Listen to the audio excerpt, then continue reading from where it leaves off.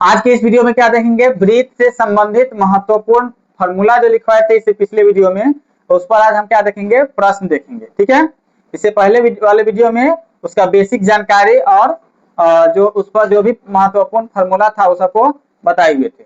तो चलो यहाँ पे देखो दो क्वेश्चन है। वृत्त का त्रिज्या दिया हुआ है 7 सेंटीमीटर। वृत्त का त्रिज्या कितना दिया है, 7 सेंटीमीटर। वृत्त का क्षेत्रफल निकालना है, वृत्त की परिधि निकालना है और वृत्त का व्यास निकालना है। ठीक है, इधर में एक क्वेश्चन है, अर्धवृत्त का व्यास दिया हुआ है कितना, 28 सेंटीमीटर दिया है। क्षेत्रफल निकालना है, परिधि निकालना है और वृत्त की त्रिज्या निकालना है। ठीक है, तो सबसे पहले एक नंबर वाला क्वेश्चन देख लेते हैं। एक नंबर में क्या है, वृत्त का त्रिज्या दिया है 7 सेंटीमीटर। कितना दिया है, 7 सेंटीमीटर। तो वृत्त का क्षेत्रफल निकालना है, परिधि और व्यास निकालना है। ठीक है, तो सबसे पहले क्या करेंगे, वृत्त एक चित्र बना लेंगे। क्या करेंगे, देखो क्षेत्रमिति में ये क्या पढ़ रहे हैं, क्षेत्रमिति क्या पढ़ रहे हैं, क्षेत्रमिति में अगर चित्र नहीं बनाओगे तो नंबर काट लिया जाएगा 50%। ठीक है, तो क्या है कि क्षेत्रमिति में चित्र बनाना आवश्यक है। तो यहाँ पे हम क्या कर दिए हैं कि एक चित्र बना लिए हैं वृत्त का। क्या बना लिए, वृत्त बना लिए।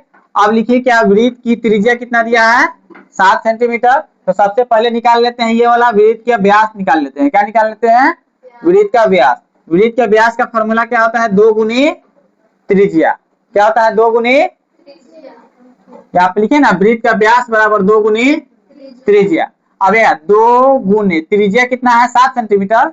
7 सेंटीमीटर गुना करेंगे 7 गुना 14 सेंटीमीटर। ये क्या हो गया, वृत्त की त्रिज्या हो, व्यास हो गया। यहां से यहां तक की दूरी कितना हो गया, यहां से यहां तक की दूरी जो हो गया वो कितना हो गया, यहां से यहां तक की दूरी हो गया, ये कितना हो गया, 14 सेंटीमीटर। कितना हो गया, एगो का दूरी कितना है, 7 सेंटीमीटर है। एगो का कितना है, हम जानते हैं कि जो केंद्र से है वो केंद्र से जो है वो किसी भी सतह का दूरी जो होता है बराबर होता है। किसी भी सतह का दूरी जो होता है बराबर। तो यहाँ से यहाँ तक 7 है, तो यहाँ से यहाँ तक फिर कितना होगा, 7। और 7 7 मिलकर क्या हो जाएगा, 14। इसी को ना व्यास कहते हैं। चलो आगे निकालेंगे वृत्त के परिधि। वृत्त के परिधि यानी जो गोल गोल जो घेरा दिख रहा है उसकी लंबाई निकालेंगे। समझ में आया, तो देखो वृत्त की परिधि, वृत्त के परिधि का फॉर्मूला क्या होता है, देखो वृत्त की परिधि का फॉर्मूला क्या लिखे हैं, 2 पाई आर या पाई डी। ठीक है, कौन लिख सकते हैं, तो यहाँ पे लिख सकते हैं 2 पाई आर। क्या लिखेंगे, 2 पाई आर या पाई डी, या पाई डी। मतलब पाई का मान क्या होता है, 22/7 गुनी 2, 2 गुने 22/7 गुने आर का मान कितना है, 7 सेंटीमीटर है। लिख देंगे 7 सेंटीमीटर। बताओ 7 से 7 कट जाएगा, बच कितना गया, 22 गुना 44 सेंटीमीटर आंसर। समझ में आया। इस पर देखो ये क्या दिया है, पाई डी दिया है। कितना दिया है, पाई डी। तो बताओ पाई का मान कितना होता है, 22/, और डी का मान कितना, डी यानी क्या होता है, व्यास। डी यानी, तो बताओ डी का मान हमारा कितना आया है यहाँ पे, व्यास 14 आया था। यहाँ पे 14 लिख देंगे, 14 सेंटीमीटर। 7 से कट जाएगा क्या मरतबे, बताओ 22 गुना 44 सेंटीमीटर आ गया आंसर। तो दोनों में कोई भी फॉर्मूला हम लगा सकते हैं। ठीक है, आगे देखो तीसरा क्वेश्चन क्या कर रहा है, वृत्त का क्षेत्रफल। क्या कर रहा है, वृत्त का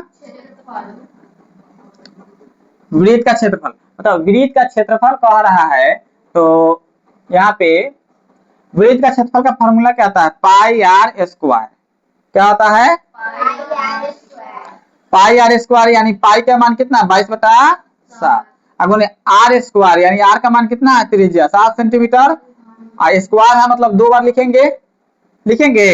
बताओ एगो 7 से एगो 7 कर जाएगा, बचेगा कितना, 22 गुने 1 सेंटीमीटर गुने 7 सेंटीमीटर। एक मतलब कटेगा ना। चलो तो 22 7 154, 22 7 54। आई सेंटीमीटर के पावर एगो, आई सेंटीमीटर के पावर एगो, एगो का हो जाएगा, 2 हो जाएगा, हो गया। घात घातांक पढ़ाएंगे ना तो ये पावर वाला खेला बताएंगे। ठीक है, चलो ये क्या हो गया, 154 सेंटीमीटर स्क्वायर जो हो गया, क्या हो गया, क्षेत्रफल हो गया। क्या हो गया, इस वृत्त का क्षेत्रफल है। अंदर का जो भी भाग है ना, जितना भाग है, ये सब भाग कितना हो जाएगा, 154 सेंटीमीटर स्क्वायर। समझ में आया। चलिए अब इधर वाला देखेंगे अर्धवृत्त का। कौन से वृत्त का? अर्ध। वो तो पूरा वृत्त का देखे ना, इधर अर्धवृत्त का। पहले वो क्या करेंगे, चित्र बना लेंगे। क्या करेंगे? ये हो गया आपका अर्धवृत्त, आधा वृत्त हो गया।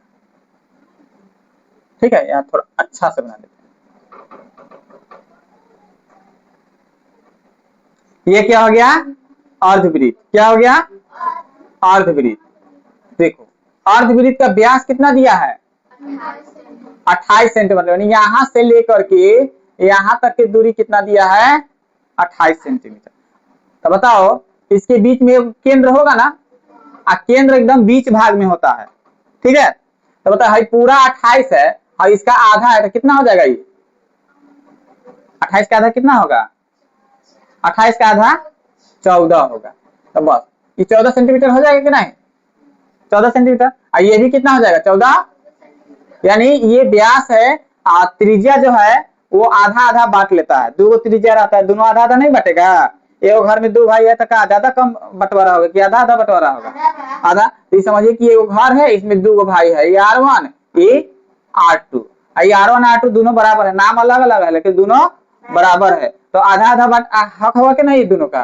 तो ये समझो कि पिता का संपत्ति 28 रुपया है, तो ये दोनों का आधा आधा होगा, यानी कितना हो जाएगा? 14 14 हो जाएगा। लेकिन इसके फॉर्मूला से हम पहले देख लेते हैं। ठीक है, देखो गांव के सरपंच साहब है, तो ठीक है, तो वो फॉर्मूला लगा दिए, वृत्त के व्यास बराबर कहे कि एगो लोटा तुम ले लो, एगो लोटा तुम ले लो। एगो छिपा ये गो था, तो छिपा को वही बता रहे हैं ना, छिपा ये गो था। तो सरपंच साहब क्या किए, दोनों को आधा आधा कर दिए, बीच से आधा आधा कर दिए। ठीक है, तो देखो यहाँ पे क्या है, आधा आधा करने के लिए क्या किए, व्यास को आधा कर दिए, यानी बटा 2 कर दिए। छेनी हथौड़ी लेके उसको काट दिए, तो कहे आधा आधा तुम ले लो, आधा तुम आधा तुम। और व्यास बटा 2, बताओ व्यास कितना है? छिपा पूरा था, ये समझो कि पूरा छिपा है, इसको 2 भाग में कर देगा तो कितना हो जाएगा? काट दिया था, 14 14 हो गया। बताओ यहाँ पे व्यास कितना आया है हमारा? आप यहाँ पर नाप तोल के भी किए तो कितना आया? 14 आया। लेकिन ये जो हो गया मुंह जबानी हो गया। कथी हो गया? मुंह जबानी हो गया। ये मुंह जबानी नहीं हो, लिखित हो गया। समझ में आया? ये सबूत हो गया, एविडेंस हो गया। ठीक है, ये एविडेंस नहीं हुआ। ठीक है, चलो आगे देखते हैं वृत्त के परिधि, अर्धवृत्त के परिधि। किसके? अर्धवृत्त के परिधि। अब इसमें देखो अर्धवृत्त के परिधि जो है, देखो है लड़की, यहाँ देखो ये वाला जो भाग दिख रहा है, ये वाला, इसकी लंबाई और इसकी लंबाई, ये सब की लंबाई निकालेंगे, वही अर्धवृत्त की क्या हो जाएगा? परिधि हो जाएगा। ठीक है, तो देखो अर्धवृत्त के परिधि का फॉर्मूला क्या होता है, देख करके बताओ तो। अर्धवृत्त के परिधि बोर्ड पर लिखे हैं, क्या होगा बताओ? अर्धवृत्त के परिधि यहाँ पे नहीं है, यहाँ पे नहीं है, पाई आर या 2r, तो दोनों में से ये कौन लिख देंगे, तो ये लिख देते हैं, क्या है? r into pi plus 2। तो r का मान कितना आया? त्रिज्या का मान कितना आया है? 14। यहाँ पे त्रिज्या होगा, क्या हो जाएगा यहाँ पे? त्रिज्या। तो r का मान कितना आ गया? 14। तो 14 सेंटीमीटर इंटू पाई का मान कितना है? 22/7 प्लस 2। ठीक है, ये बटा के जोड़ आता है, बटा के जोड़ कर लेंगे। 14 सेंटीमीटर इंटू एलसीएम हो जाएगा 7, 22 जोड़ 7 गुना 14, 14 सेंटीमीटर अगुने इसको जोड़ेंगे 36/7, 7 से 2 मतलब कर जाएगा, 36 गुना कितना हो जाएगा? 72 सेंटीमीटर। कितना हो गया? 72 सेंटीमीटर। यानी है जो चाप दिख रहा है ये, ठीक है, और ये जो दिख रहा है, इस सब की लंबाई कितना हो गया? 72 सेंटीमीटर। कितना हो गया? 72 सेंटीमीटर। अब क्या निकालना है? क्षेत्रफल निकालना है। क्या निकालना है? वृत्त के क्षेत्रफल निकालना है, अर्धवृत्त के क्षेत्रफल। तो बताओ यहाँ पे लिखते हैं अर्धवृत्त के क्षेत्रफल। मतलब अर्धवृत्त के क्षेत्रफल का फॉर्मूला क्या होता है? अर्धवृत्त के क्षेत्रफल का फॉर्मूला, वृत्त के क्षेत्रफल का फॉर्मूला क्या होता है? पाई आर स्क्वायर होता है ना, पाई आर स्क्वायर। तो अर्धवृत्त यानी आधा वृत्त, तो आधा वृत्त के लिए क्या करेंगे? बटा 2 कर देंगे कि नहीं? और यहाँ पे बगल में कुछ नहीं है तो एक नहीं रहता है, छुपा हुआ गुना के रूप में रहता है ना।